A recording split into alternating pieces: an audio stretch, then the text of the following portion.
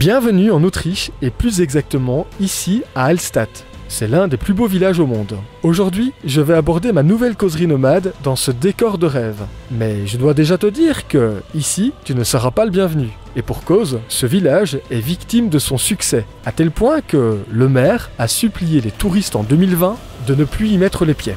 Tu l'auras compris, il ne m'en fallait pas beaucoup plus pour pousser ma curiosité. Et c'est en ta compagnie que nous allons ensemble visiter ce village. Bienvenue dans cette nouvelle causerie nomade.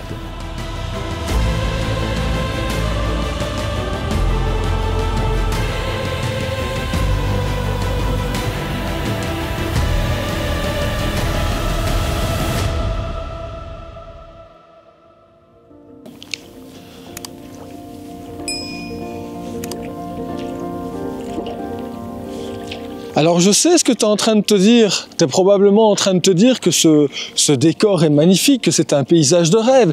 Évidemment, quand tu décides de vivre la vie en van, la fameuse van life évidemment, ben c'est un peu ce à quoi tu aspires à avoir évidemment des magnifiques décors, tu aspires à être seul au monde. Bon évidemment hors saison c'est plus facile qu'en pleine saison, mais par contre il y a peut-être un élément que tu oublies, c'est que de plus en plus nous sommes considérés comme des pestiférés. Dans la majorité des cas, eh bien, tu vas te retrouver avec des interdictions un peu partout. Alors regarde, je ne sais pas si tu vas t'en rendre compte, mais un peu plus loin, juste en face de moi, il y a cette magnifique ville autrichienne, évidemment, de Hallstatt. Alors pour te dire, la réalité est la suivante, c'est que je pensais naïvement que je pourrais me garer pas trop loin de cette magnifique petite bourgade, je vais dire ça ainsi. Pour te dire la vérité, j'étais à peine arrivé dans la petite ville là de Hallstatt que déjà j'ai compris rapidement que je ne serais pas le bienvenu. J'ai été, figure-toi, relayé à quelques kilomètres dans ce parking numéro 5, parking qui te coûte 22 € pour 24 heures. Alors c'est pas grave, ça fait partie du jeu. Et là, je me suis dit, en fait, il y a peut-être quand même un débat à ouvrir dans cette fameuse causerie nomade sur ma chaîne, c'est à quel point nous, les vanlifers, instagrammeurs, influenceurs, youtubeurs, à quel point on est responsable de ces interdictions. Et tu t'en doutes, ça va être le sujet de cette vidéo. En réalité, ce village doit être à 4-5 km d'ici, mais t'imagines, aller-retour, ça fait entre 8 et 10 km. Alors, vu la température qu'il fait, désolé, mais j'ai vraiment pas envie de faire ça à pied. Donc, je vais prendre ma trottinette. Et alors, le premier challenge de la journée, ça va être de trouver un endroit où je vais pouvoir la déposer. Et vu l'aversion des locaux pour effectivement les touristes, eh ben, je crois que ça va être un peu galère. Mais écoute, c'est pas grave, hein. Avec un beau sourire, qu'est-ce que tu veux que je te dise, moi? On devrait accepter de garder ma trottinette l'espace de quelques heures. Allez, je te reprends quand je suis à Hallstatt.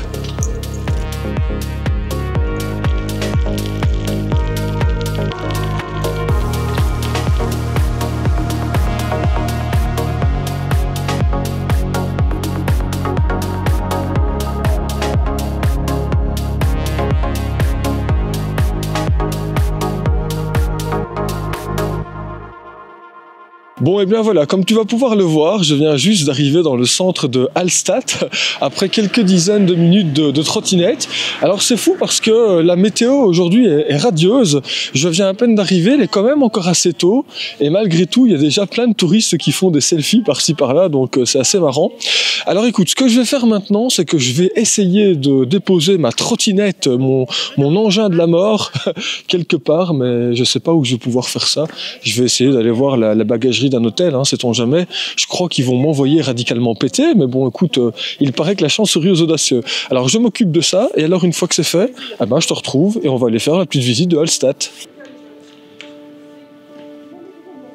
Après avoir déposé la trotte dans un hôtel du centre, me voici en plein cœur de ce village, au décor de carte postale. Si tu te poses la question, à cette heure-ci, il est encore assez vide. Et malgré tout, je rencontre déjà les premiers touristes prêts à capturer les plus belles images pour les diffuser ensuite sur les réseaux. Histoire de dire qu'ils étaient là, ici et maintenant.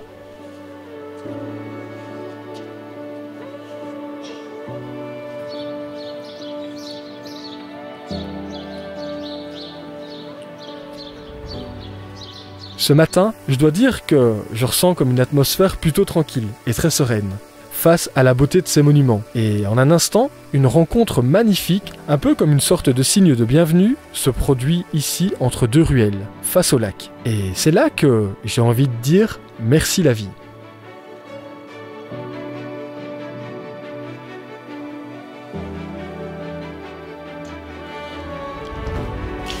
Ah, mais en fait, il y en a plein des signes ici. C'est exceptionnel, ça. Ça, c'est incroyable, hein. Moi, c'est marrant, mais à chaque fois que je me pointe dans un endroit un peu nature, il y a toujours des signes autour de moi. Si c'est pas des signes, c'est des cerfs, c'est incroyable. Sois gentil, hein, toi.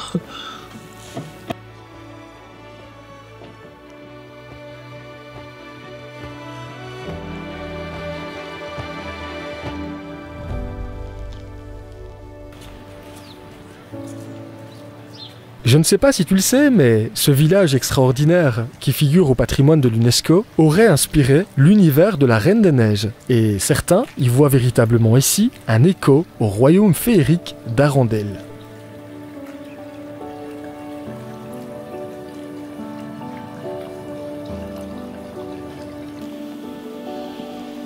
Ces petits chalets en bois comme ça sont vraiment incroyables. Le problème, c'est que je sais même pas si on peut y accéder. Tu sais, je me mets à la place des locaux, je me dis, ça doit pas être évident, hein, si tu vois toujours des touristes partout dès que tu sors de chez toi. Donc, écoute, je vais emprunter ce passage en espérant que ce soit pas un passage privé. Bah, de toute façon, je vais être discret, on verra bien, hein. Si on me dit quelque chose, je ferai demi-tour.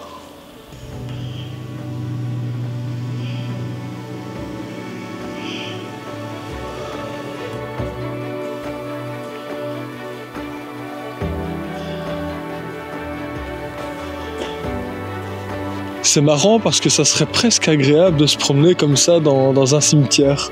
Alors c'est vrai que je me mets à la place des familles.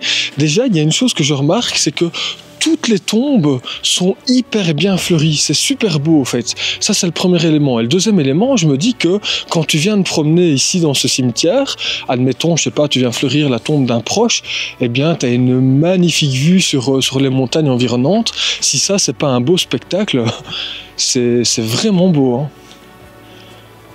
Et puis évidemment, en fonction de tes croyances, je me dis, bon, bah écoute, comme dernière demeure, que demander de plus que d'avoir une magnifique vue comme ça.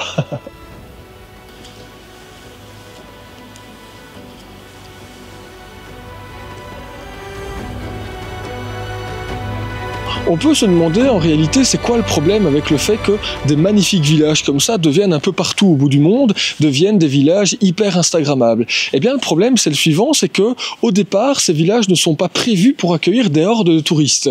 Alors tu dois bien imaginer que lorsque du jour au lendemain tu reçois plus de 10 000 touristes dans une petite localité, dans un petit village comme ça, bah tu t'en doutes, ça crée des problèmes. Ça crée des problèmes d'incivilité, ça crée des problèmes d'infrastructure, ce qui fait que les pouvoirs politiques en place sont obligés de légiférer. Et c'est comme ça qu'à un moment donné, tu te retrouves avec, tu t'en doutes, des barrières de hauteur pour nous, les camping-caristes, Van Leifer et Tutti Quanti. Et pour les autres touristes, tu te retrouves évidemment avec des interdictions de parking, voire même pire. Tu as même des balustrades qui sont créées à certains endroits dans le village pour éviter que ces touristes continuent à faire des selfies. Je ne sais pas si tu te rends compte, mais dans les années 2000, le maire a supplié les touristes du monde entier d'éviter de venir ici à Hallstatt. Attends, c'est un truc de dingue, quoi. Et quand tu te dis ça, c'est que effectivement, il doit y avoir un problème. J'ai essayé de discuter avec quelques locaux. Le problème, c'est que ici, ils parlent un allemand autrichien. Moi, je parle pas allemand. J'essaie de communiquer avec eux en anglais, mais tu sais, dès que tu sors une caméra, les gens n'ont pas envie de discuter avec toi, et je peux tout à fait comprendre. Alors, j'essaie d'être discret. Mais c'est vrai que je me pose quand même la question à quel point ça se répercute sur les locaux. Je sais pas si tu arrives à imaginer, mais admettons que du jour au lendemain, ton petit havre de paix devient un endroit hyper touristique. Dès que tu sors de chez toi, t'as des gens du monde entier qui sont pas toujours respectueux, qui font du bruit, qui font des photos partout. Un peu ce que je suis en train de faire aujourd'hui, hein. Je filme des maisons, mais c'est ce que je me dis. Je me dis, si ça tombe, t'as des gens qui sont en train de déjeuner, t'as peut-être des gens qui sont en train de vivre un deuil, t'as peut-être des gens qui sont pas très heureux, et puis ils me voient comme ça avec ma caméra à 3 mètres de chez eux. Bah, peut-être que ça crée des malaises, évidemment. Et pour fermer la parenthèse, pour te dire à quel point ici les gens sont devenus complètement fous avec ce petit village de Hallstatt, tu sais qu'en Asie, en Chine plus exactement, ils ont reproduit à l'identique ce village de Hallstatt. T'imagines? Ce qui fait que, évidemment, en pleine saison, ici, tu te retrouves avec plein d'Asiatiques, de Chinois, qui ont comme rêve dans leur vie de venir découvrir ce village de carte postale. Entre pureté de ses eaux et silhouette majestueuse de son église qui semble tutoyer les cieux, Hallstatt captive le monde entier par son architecture pittoresque, ses maisons plongeant à pic vers le lac et ses montagnes imposantes. Ce cadre féerique est une invitation à la rêverie, un souffle d'évasion pour les voyageurs du monde entier. Mais ce rêve a un revers, comme tu auras pu le comprendre. Et ce revers porte le nom de tourisme de masse. N'hésite pas à me dire en commentaire ce que toi tu en penses. Et surtout, si jamais tu as des solutions à proposer, n'hésite pas à m'en faire part.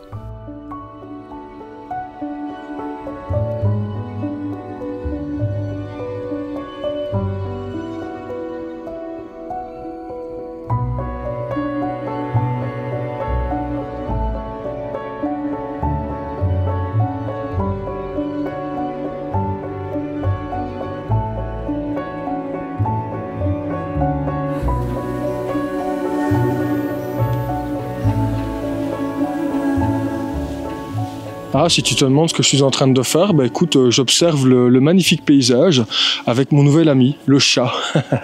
C'est un chat autrichien, et donc évidemment, comme les habitants ici, eh bien c'est un chat super gentil. Je ne connais pas son prénom, il n'a pas voulu me le dire, mais il est très beau. Attends, je vais te le montrer de plus près, regarde. Il est magnifique, hein? Hein? Le chat.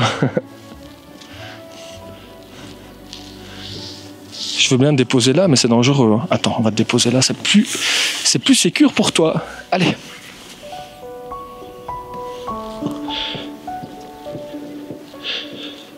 C'est bien beau d'avoir voulu jouer avec le chat, mais j'ai plein de poils maintenant.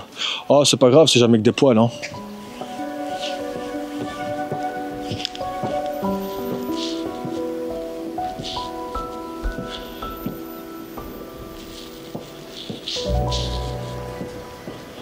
Je ne sais pas exactement c'est quoi la meilleure des solutions finalement pour endiguer entre guillemets ce tourisme de masse. On pourrait peut-être tout doucement commencer chacun à avoir cette réflexion, et alors je t'invite à partir de maintenant évidemment à mettre ton commentaire le plus respectueux, et n'hésite pas à interagir évidemment avec les autres membres de cette communauté Un Van sur la route.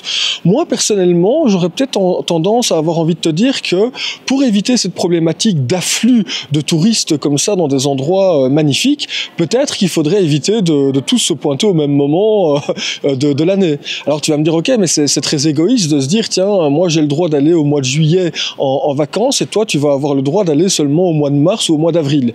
Après il y a des avantages et des inconvénients. Tu sais, quand tu voyages comme ça hors saison, eh bien le principal avantage que j'ai envie de te dire, tu as quand même des endroits qui sont presque vides, dans lesquels tu peux te sentir seul au monde. Évidemment, au mois de mars ou au mois d'avril, la météo dans une majorité de cas n'est pas la même que le mois de juillet ou le mois d'août.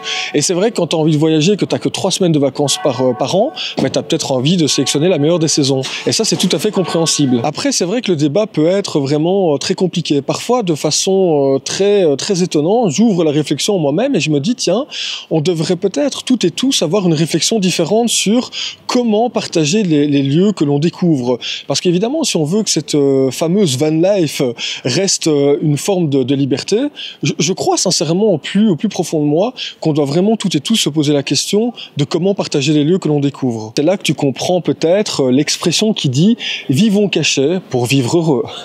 Ouais, je sais pas, il y a peut-être de quoi ouvrir la réflexion là-dedans.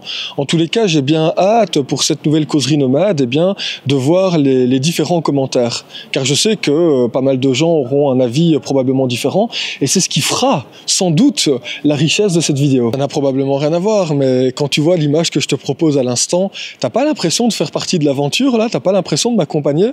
En tous les cas, tu sais quoi? Moi, je te dis à ta bonne santé. Tout à l'heure, je te parlais des balustrades qui ont été installées par la commune de Hallstatt pour justement essayer, ou tout du moins tenter, d'endiguer ce problème de tourisme de masse, avec ces nombreux selfies qui sont faits ici, qui sont partagés dans le monde tout entier. Ah ben les voici. Alors rassure-toi, hein, c'est pas pour éviter aux touristes de passer de l'autre côté de la barrière. Hein. C'est uniquement pour éviter, eh bien, comme je viens de le dire, que ces nombreux touristes, plus de 10 000 touristes par jour, eh bien, c'est pour éviter qu'ils viennent ici faire des selfies et les partagent partout sur les réseaux sociaux. sociaux. C'est vrai que quand tu vois ça, ça pose question. Tu te dis, tiens, c'est quand même assez étonnant comme comportement. Et en même temps, c'est là que tu te dis, si jamais tu te mettais à la place des locaux et que tu avais probablement 10 000 personnes, plus de 10 000 personnes qui passent chaque jour en pleine saison devant chez toi, peut-être que tu n'apprécierais pas. Il faut de temps en temps pouvoir se mettre comme ça à la place des gens. Hein. Alors regarde ici, je vais te montrer à l'entrée de la petite rue ici, eh bien, il y a une bâche. On va faire la traduction en direct live. Attends, je sais pas si tu vas la voir. On va faire ça ensemble. C'est marqué « Attention, nous vivons ici. Donc, s'il te plaît, profite de cette magnifique vue en restant en paix. Et surtout, sans musique et sans crier. » Alors pourquoi, évidemment, ils ont décidé d'installer une bâche comme ceci? C'est surtout parce qu'évidemment, il y a eu des incivilités, tu t'en rends compte. Et les incivilités, elles sont provoquées à cause de quoi? Tu t'en doutes, du tourisme de masse.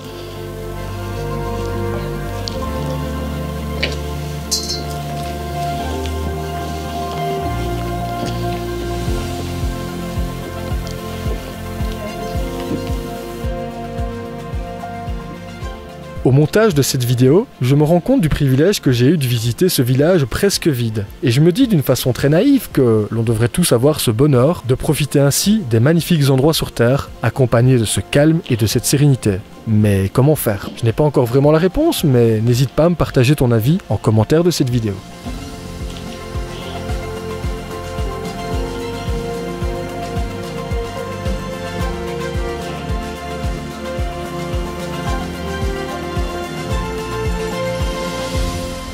Je m'installe ici pour te faire probablement la conclusion de cette vidéo avec ce magnifique paysage derrière moi.